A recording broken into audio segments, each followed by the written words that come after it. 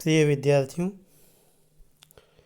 BA final year का प्रश्न पत्र है भारत का भूगोल, महाराजा सूरजमल ब्रज विश्वविद्यालय भरतपुर का जो स्नातक अंतिम वर्ष का भारत का भूगोल का महत्वपूर्ण टॉपिक पर हम आज चर्चा कर रहे हैं।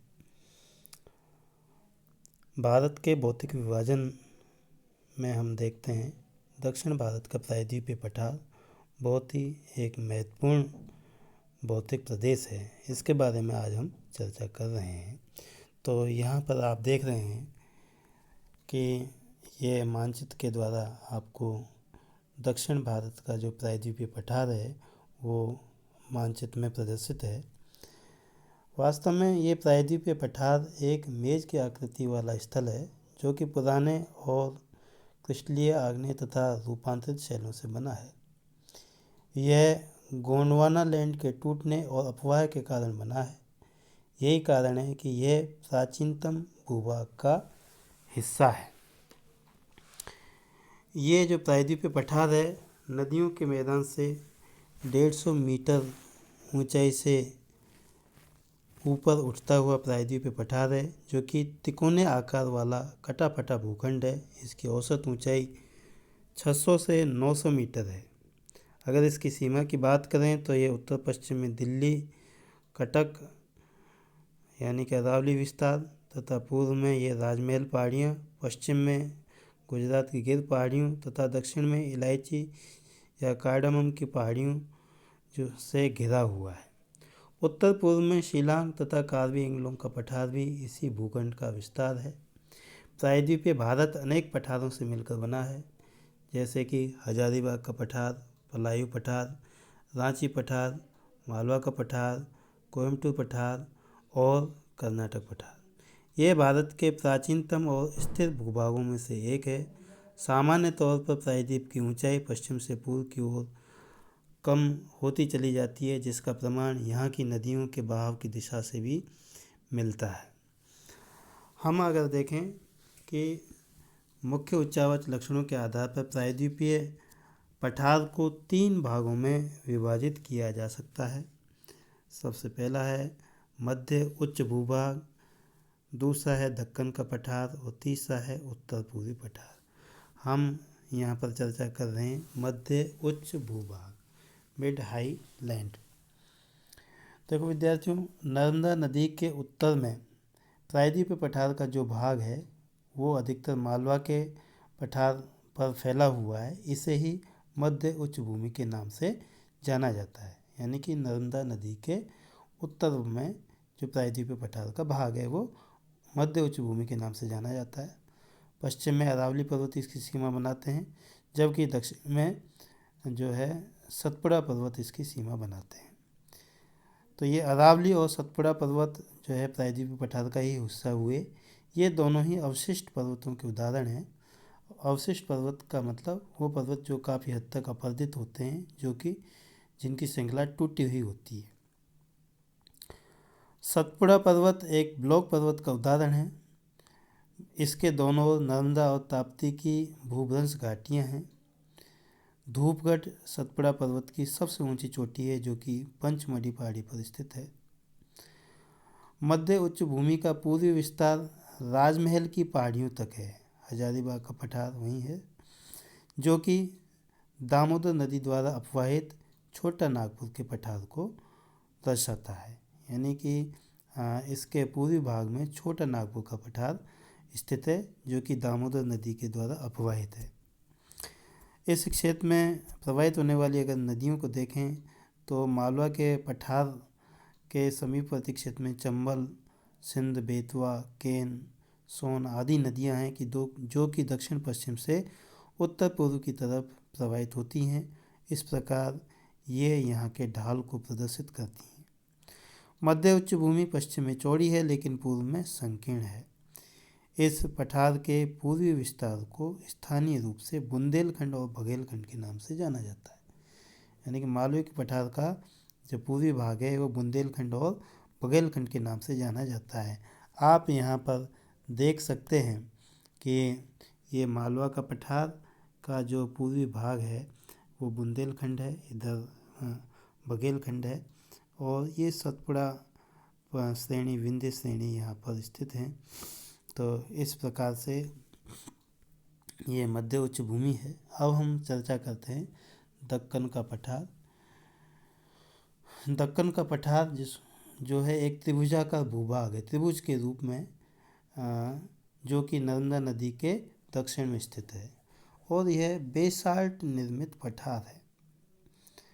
इसके उत्तर में चौड़े आधार पर सतपुड़ा पर्वत श्रेणी है, और इस सतपुड़ा पर्वत के पूर्वी विस्तार के तौर पर महादेव पहाड़ियाँ हैं, कैमूर की पहाड़ियाँ हैं, मेकाल की पहाड़ियाँ हैं। नर्मदा नदी विंध्य तथा सतपुड़ा पर्वत के मध्य स्थित है। देखो, विंध्य मैंने पहले लिखा है, विंध्य यानी कि विंध्य पर्वत श्रेणी उत्तर में है, उसके दक्षिण में सतपुड़ा है, और इनके बीच से नर्मदा नदी जो है प्रवाहित हो रही है। इसी प्रकार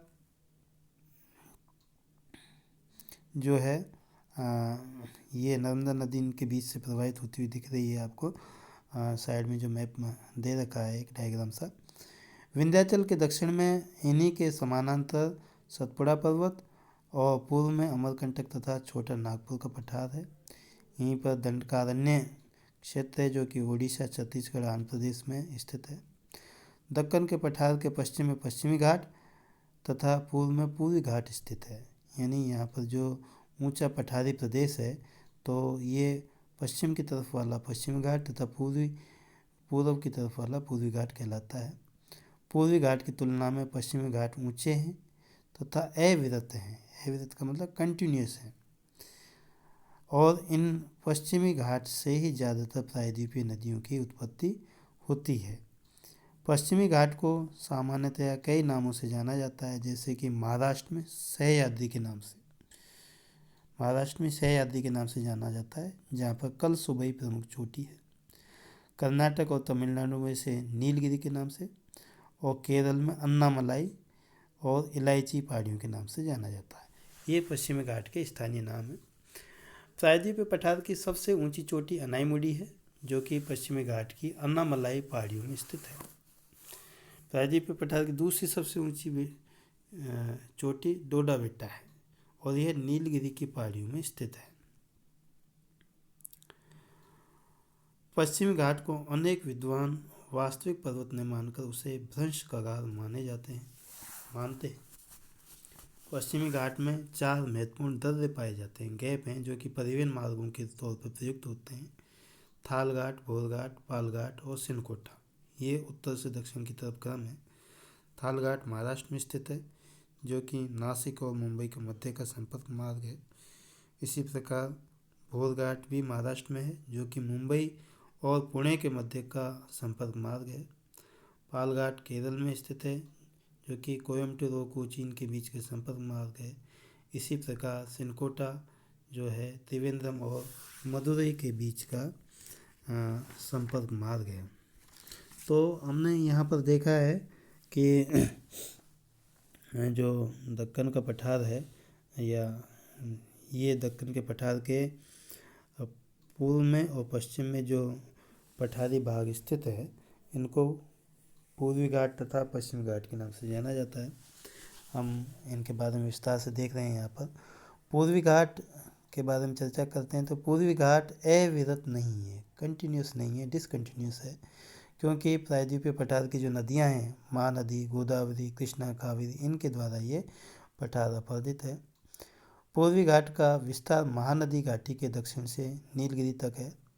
इसकी औसत ऊंचाई 600 मीटर है, यानी कि ये पश्चिमी घाट से नीचा है। पश्चिमी घाट की ऊंचाई अधिक है, पूर्वी घाट की ऊंचाई कम है। पूर्वी घाट का विस्तार सतत नहीं है, ये कंटिन्यूस नहीं है, बीच में टूटा फूटा है, ये अनियमित है, और बंगाल की खाड़ी में गिरने वाली नदियों ने इनको काट दिया है। पूर्वी घाट का जो सबसे ऊंचा शिखर है वो विशाखापट्टनम है, 1680 मीटर, तथा दूसरा जो है वो महेंद्रगिरी है। पूर्वी घाट की मुख्य श्रेणियां देखें तो पालनी पहाड़ियां हैं, जावादी पहाड़ियां हैं, पालकोंडा श्रेणी है, नल्ला मल्ला पहाड़ियां हैं, महेंद्रगिरी हैं। ये पूर्वी घाट की प्रमुख श्रेणियां हैं। और पूर्वी घाट तथा पश्चिमी घाट आपस में नीलगिरी पहाड़ियों में मिलती हैं, जो कि ऊटी में स्थित है।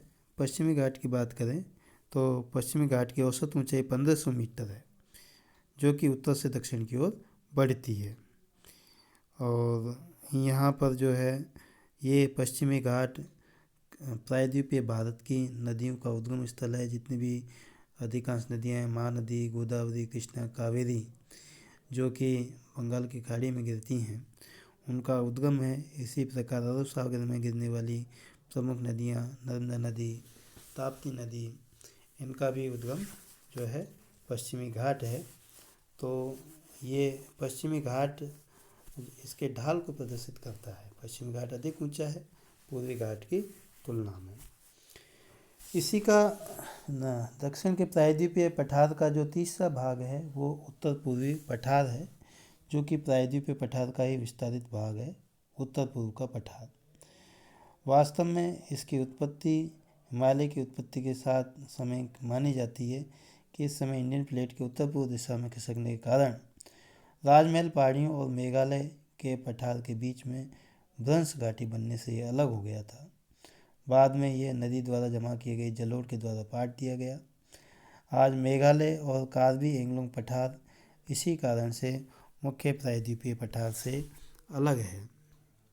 आप देखेंगे कि ये जो है इस मानचित्र के उत्तर पूर्व में ये उत्तर पूर्वी पठार है।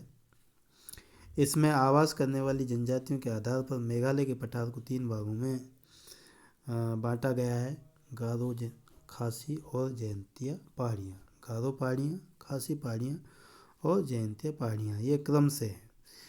तो परीक्षा में अधिकांशतः इनका क्रम पूछा जाता है, दिशा पूछी जाती है कि पश्चिम से पूर्व की तरफ इनका क्रम क्या है। तो ये क्रम इसी प्रकार से है: गारो, खासी और जयंतिया पहाड़ियाँ। इन पहाड़ियों का नाम यहाँ पाई जाने वाली जनजातियों के आधार पर रखा है। असम की कार्बी एंगलोंग पहाड़ियाँ भी इसी का ही विस्तार है। तो ये जो है उत्तर पूर्वी पठार है। इस प्रकार हमने विद्यार्थियों दक्षिण भारत के प्रायद्वीपीय पठार के बारे में विस्तृत तौर पर चर्चा की है। इसको 3 भागों में विभाजित करके हमने इसका अध्ययन किया है। मध्य उच्च भूभाग, जो कि सतपुड़ा से उत्तर की तरफ है, और इसके दक्षिण की तरफ दक्कन का पठार है, तथा उत्तर पूर्वी पठार जो कि असम तथा मेघालय में स्थित है। धन्यवाद विद्यार्थी।